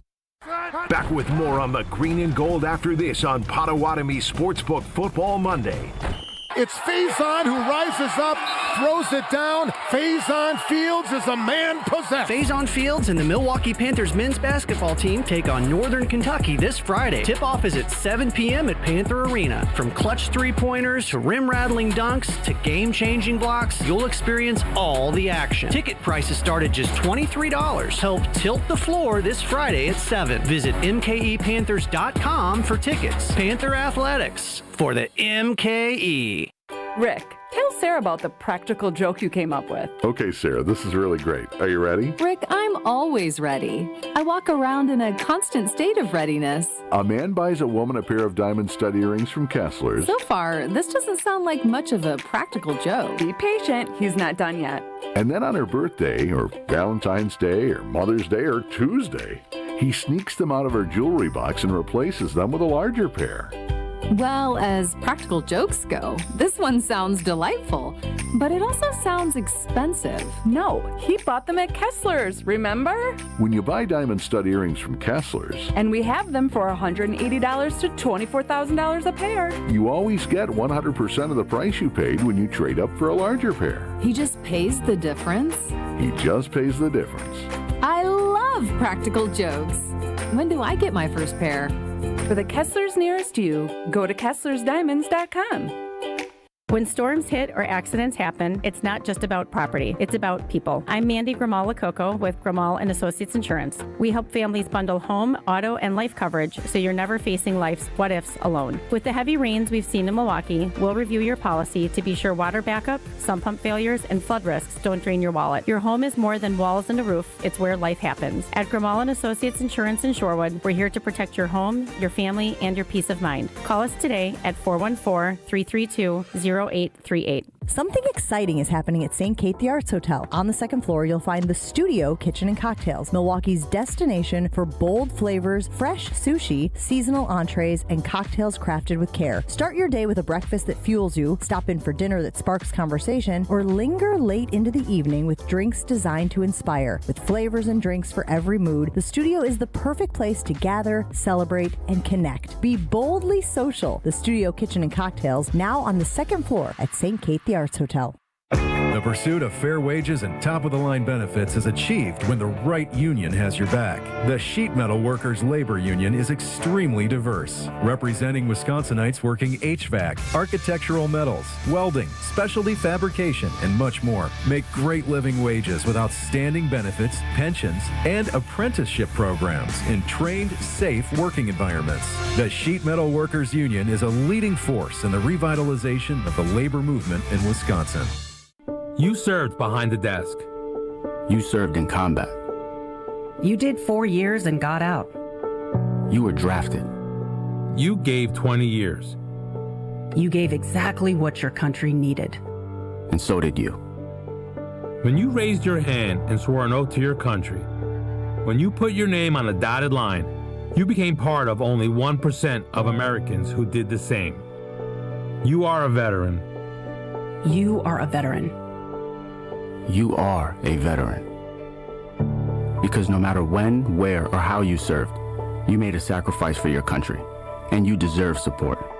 If you're struggling with life after service, don't wait. Reach out. Reach out to a loved one, to a fellow veteran, to VA. Find resources at va.gov/reach. Brought to you by the United States Department of Veterans Affairs and the Ad Council. You're listening to Potawatomi Sportsbook Football Monday, live from the Potawatomi Sportsbook Studios on 94.5 ESPN. When the story isn't in Green Bay, you gotta go straight to the source. Each week, we check in with the people on the inside. This is Not My Beat. Well, it's sort of becoming our beat because the Packers and Bears have seen each other so frequently here over the last month or so. And they'll see each other again, of course, on Saturday night in Chicago. Winner moves on. Loser, season is over. And if the first two games of this season series are any indication, we're in for a tight one. Another good one here. Casual football fans, you'll be watching with great interest. Other fans of specific teams like you and me, Gary, that's how you get ulcers. That's just what playoff football is all about. Ulcers. A man who's been on both sides of this rivalry is John Yurkovich, ESPN 1000, our friend and our teammate. Carmen and Yurko on ESPN 1000 last two times. Yurko has been outside some bar in Indiana. I don't know if he's doing that again tonight. Yurko, where are you? Dry January. Oh, well so done. I am not outside any bar, though I would have been outside of O'Hara's on 106th Street and Avenue M on the east side of Chicago. Okay. Samurai, every first Monday of every month is the Samurai meeting. It's a men's club that I'm fortunate to be a member of. So philanthropic organization. We love to give back to the community. Samurai, that's what they nicknamed themselves. What is it, Yurko? It's a philanthropic organization. Yeah? What does that mean? We get together, we have meetings, we get together, we play golf, we go on trips, we raise money for the community. Oh, wow. Which is always fun. Yes. Yeah, when you get older, you got to give back. You know, that's how it works. Is there a logo? I'm older now. Like a motto or anything like that? Oh, yeah. I'll send it to you, Gary. That way you could take a look at it. It's, I don't know if he's swinging a golf club or he's swinging a sword, but either way, he's swinging something, and there's a nice little swoosh involved in it. So it's kind of Now, nice. how long do you do this January thing? 31. It's 31. All 31 days. I might even take it to like Super Bowl Sunday, depending on how frisky I'm feeling. Frisky? Plus, I wait. Like I jumped on a scale the other day, right? In the morning of January 1st, it said 299.1. Yeah. It's a little too beefy for a fella my age, 58. Okay. It makes me feel gelatinous. It makes me feel like the gelatinous. Yeah, it makes me feel like the character Fat Bastard from the movies. Yeah. Do you remember him? Oh, yeah. From, sure. Yeah. Austin Powers movies or whatever, Yeah, with the Scottish accent. Oh, the guy was absolutely fantastic. Yeah, Myers he was a little greasy. Myers. Yeah, a little greasy. Oh, he was a big fella. Fella. But that's kind of what it makes me feel like. So if I can get back down to about 275, 274, I'll feel. So does not drinking, does that get you to 274? No, it helps. Well, listen, any diet that's worth anything, any diet that you have out there has to have no alcohol in it. So if you're on a diet and you're drinking alcohol, then you're really not on a diet. Okay. Because you're putting sugar in your body. You can't put sugar in your body. Sugar's bad. Sugar's no good. Oh. So, that's what I'm on. But I'm still excitable. Okay. I'm ready to rock. All right. I mean, this is matchup number 3. Yeah. Both teams entering with massive momentum. The Bears on a 2-game losing streak, and the Green Bay Packers on a 4-game losing streak. So he's even being though the last facetious one, right now? Is that? Yeah, I am. But we know Green Bay didn't care about the last game. That one doesn't matter. The one they just played, they lost. They couldn't lose any position. They couldn't gain any position. Yeah. So here we go, Saturday night, the rematch, the rubber match. The rubber match. It'll be fun. It'll be a good time. You got two flawed football teams going to match up against each other. Flawed? Yeah. Flawed football team. Where the Packers flawed? Yeah. Well, I mean, I think he can't play defense right now. Right. I think the injuries have taken their toll. Yeah. And it does. You don't see it right away, but over the course of time, you end up seeing it. Yeah. It doesn't manifest itself right away, but eventually it will manifest itself. Yeah. It's like having that little bit of a leak that all of a sudden becomes the gusher. Then it's a problem that you have to deal with. So, and the Bears don't have a pass rush. The Bears don't have. No, they don't. They don't. And because what of about that, the one kid? The one kid. What is his last name? That one. Is it Brooks? Donovan? What's the one kid? They just brought back. Booker. Yeah, he just brought him back. I like he's him. A little light. Yeah, but he's a little light in the ass. And when he has to play the run, so we had a guy here, Mark Anderson, with the Bears. Probably something. They had him up there. He had 12 sacks as a rookie. Coming off the corner, pins his ears back. It's 3rd and long, 2nd and long. The Bears are winning games. The guy has 12 sacks. Next year he becomes a starter. He's got to be a 3-down player. What happened? Yeah. He couldn't get to the quarterback anymore. Why? Because he had to play the run also. Yeah. When he could pin his ears back and get after the quarterback, life is easy. When you've got to play 3 down, that's why the guys that can do it play 3 downs and get to the quarterback. Those guys are the special guys. Yeah, the Myles Garrett type guys. Yeah. Right. Booker's trying to get there. Reggie, when Reggie was coming off the corner, Reggie did it. I mean, those guys are rare and those guys are unique. Yeah. Okay, and they harass the quarterback. They don't only sack them, but they're always there. The quarterback's got the clock in his head. He knows that if he doesn't get rid of the football, somebody's going to be on him. The great guys can do that. J.J. Watt is prime. He's coming off the corner. He's going to TJ. Yeah. The Bosa boys when they were getting things done. Julius Peppers. Right. Pep could do it. Yeah. Those guys when you see them. They are apparent. They're apparent. So it's like Montez Sweat had 10 sacks. Max Crosby had 10 sacks. Who's the better pass rusher? Well, there's no gray area. Max Crosby is 10 times the pass rusher that Montez Sweat is. But Montez happened to get 10 sacks in 17 games this year. And it would look like, oh, my God, look, he's the 12th best passer in the NFL. Yeah. But he's nothing remotely close to any of the guys that terrorizing quarterbacks. Even Aiden Hutchinson. Who's better pass rusher? Montez Sweat, Aiden Hutchinson.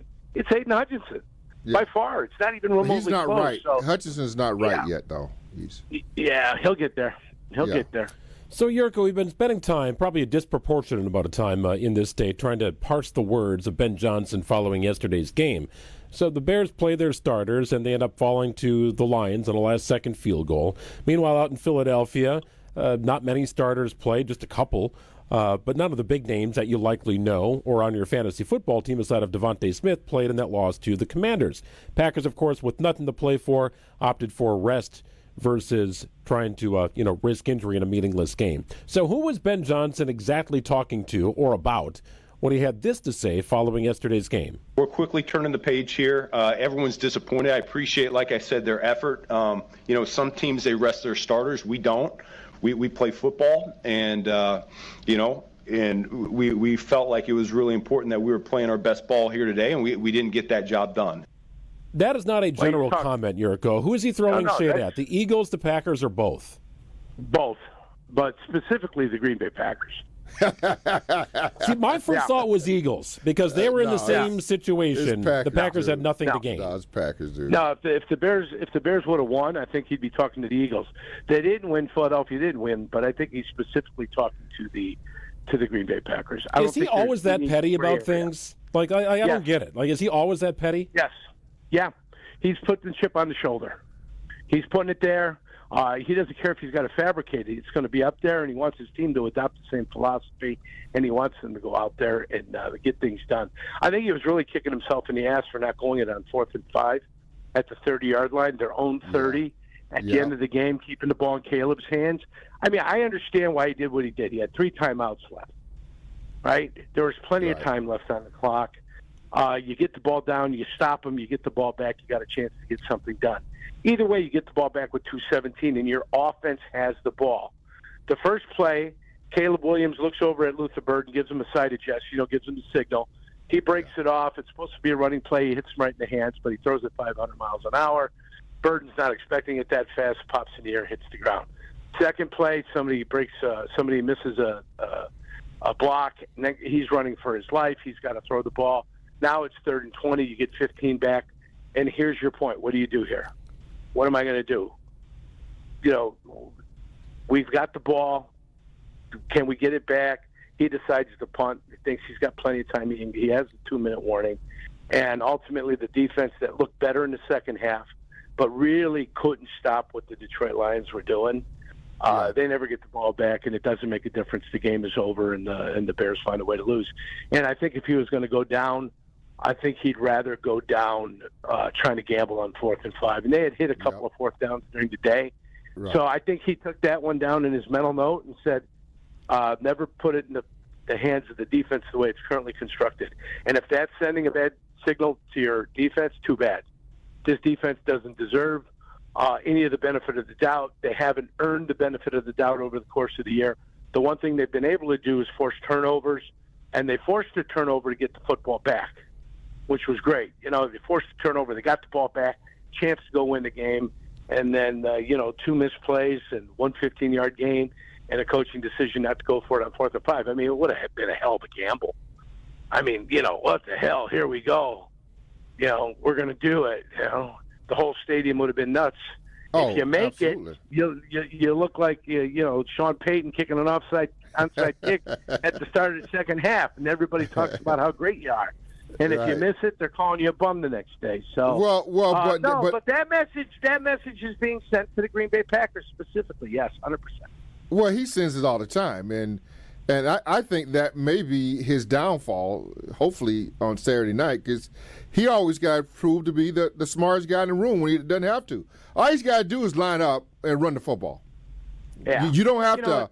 You don't have to bring the tight end in motion and put him behind the center and then snap it through his leg to go. You don't have to do any of that to beat the Packers. You don't have to do any of that to beat the Packers. You just line up your 2 tight ends, bring in another extra lineman if you want to, and run it down their throats. Might even bring it with 13 personnel. 3 tight ends, you get the one back. Yeah, they like to have a party. But after they kicked the living crap out of Philadelphia, everybody took a look at what they were doing, and if you notice, a lot of guys are just playing backside. So the guy goes to reach him, and he's not going to run with him. He just goes backside. Right. They're not taking any influence. They're going to backside. So they've got to develop some front side running. And they've got to convince the world, they've got to convince the team they're playing that they're staying front side. They're not going to cut back side.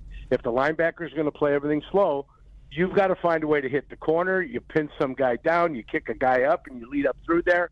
And that's how you've got to play football until those linebackers start flowing fast again. Toss left, toss right, trap middle, whatever it is that you need to do. Yeah. But what they did that was successful against Philadelphia was so successful that everybody took a look at it and said, well, what do we got to do? Well, we got to slow our people down. Slow our people down. And the straightest distance between 2 points is an unencumbered straight line. So that means you don't have to go through somebody or over something or this or that. An unencumbered straight line is the one where you get rid of the guy in front of you by going backside and just dipping up underneath and trying to make a play from the backside. And that's what they've been victimized with a little bit. That's why the run game hasn't been as efficient. So they're going to have to find straight plays that they stay straight on. They pin a guy on the corner, they kick a guy out, and they lead it up through the hole and force the safety to come and make a play 6-7 yards down the field. When they establish that and you pound somebody over and over, then you've got a chance to run some of those fancy little cutback plays when guys are flying on it. Yurko, any frustration in Chicago that the Bears played in a later window on Sunday?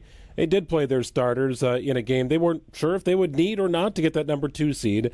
And then they get the Saturday night game, so a short week of preparation after a late window game on Sunday in which starters played. Is that a source of frustration in Chicago, or does it not matter? I don't think it matters. I'm going to tell you why. The game was at home. So these guys were in their bed at what time? 6, 7, 8 o'clock? They were at bed at normal time after going out to dinner. Where'd the Pack play? Where'd the Pack Minnesota, right down the road.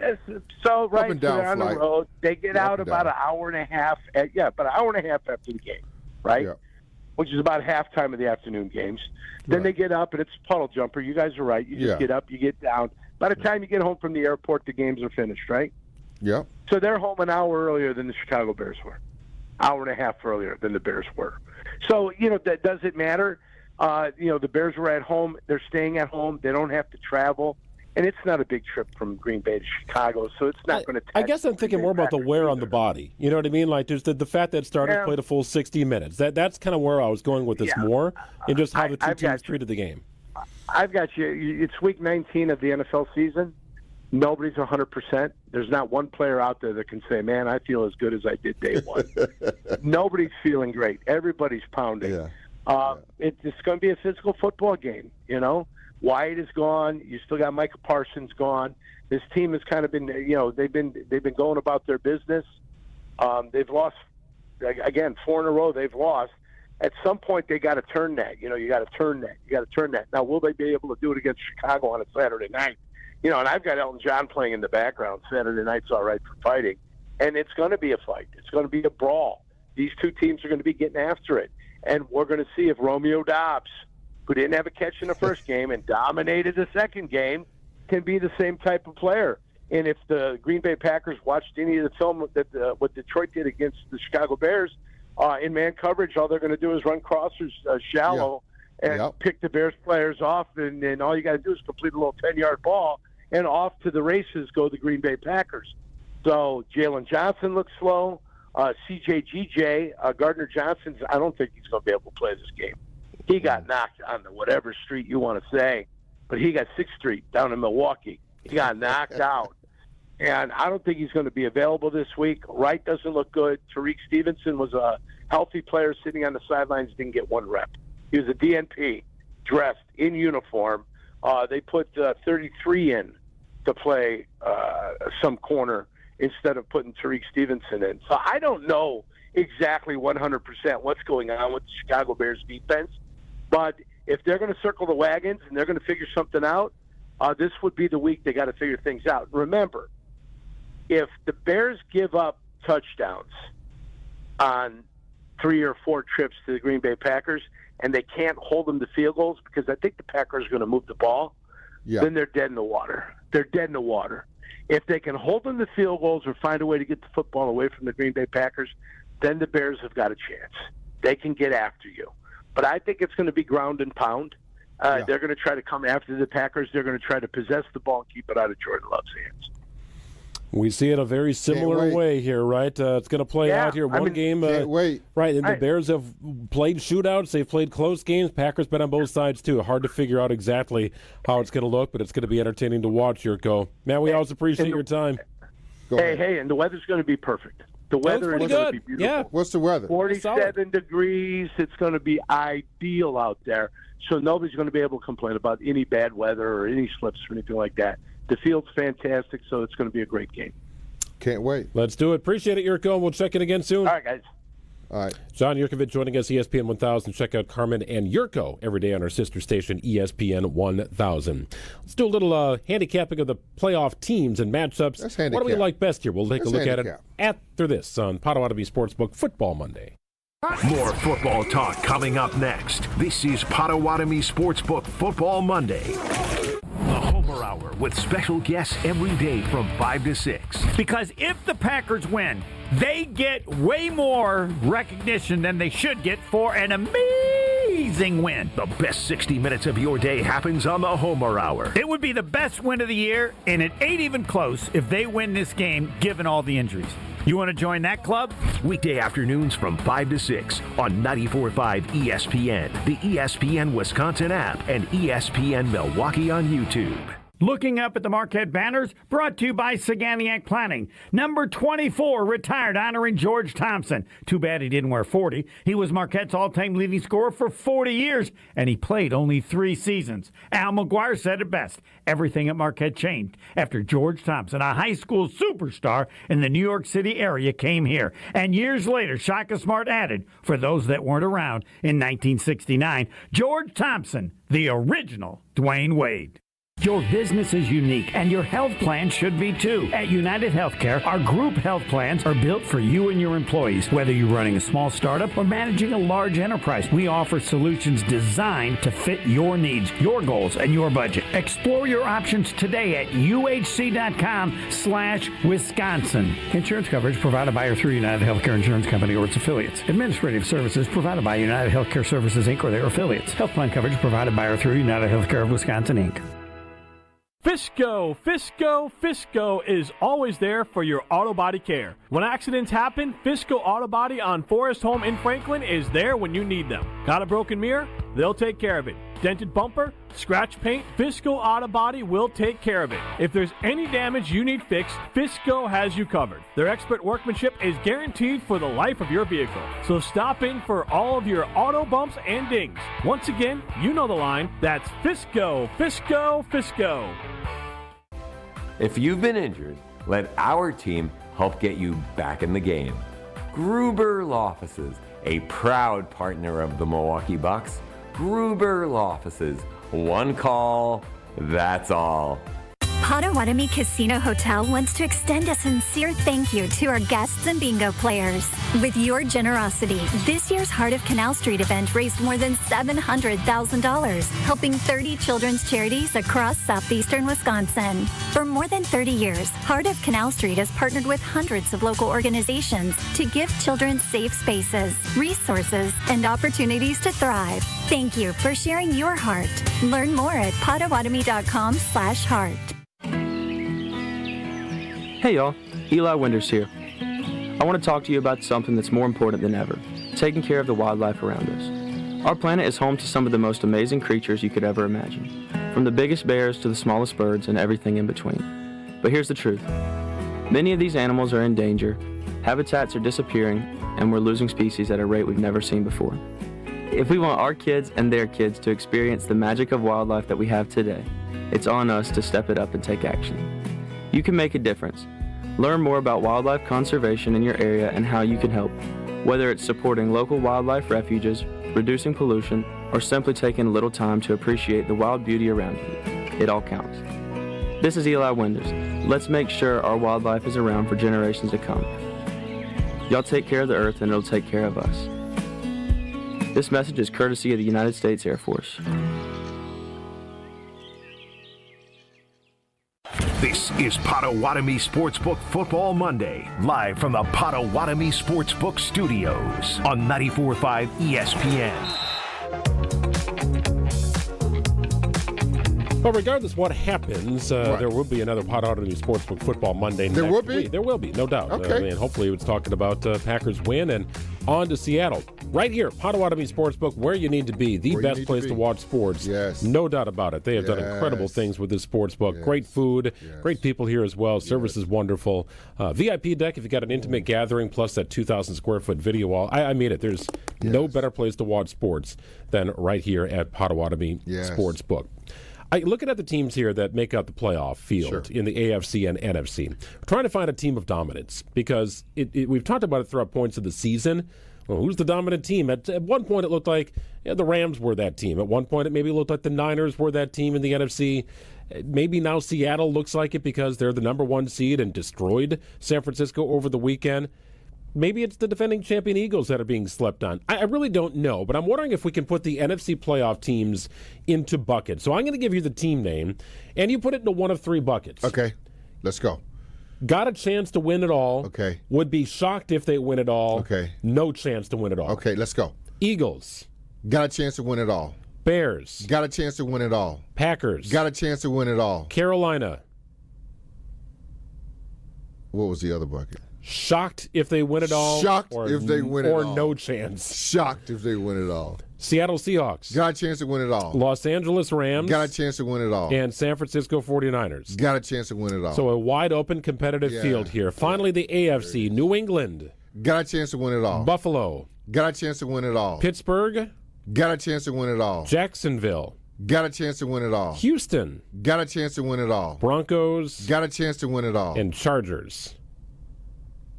What's the other bucket? Shocked or no chance? Shocked. Yeah, kind of with you on the Chargers there. Well, there you go. Official. It's wide open, man. Out of time. Chris Larson producing the program. Greg and Gary back again next week. Thank you. It pretty much hurt doing anything. I couldn't ride a bicycle. You don't have your life because you don't have your mobility. So when Patrick heard about QC Kinetics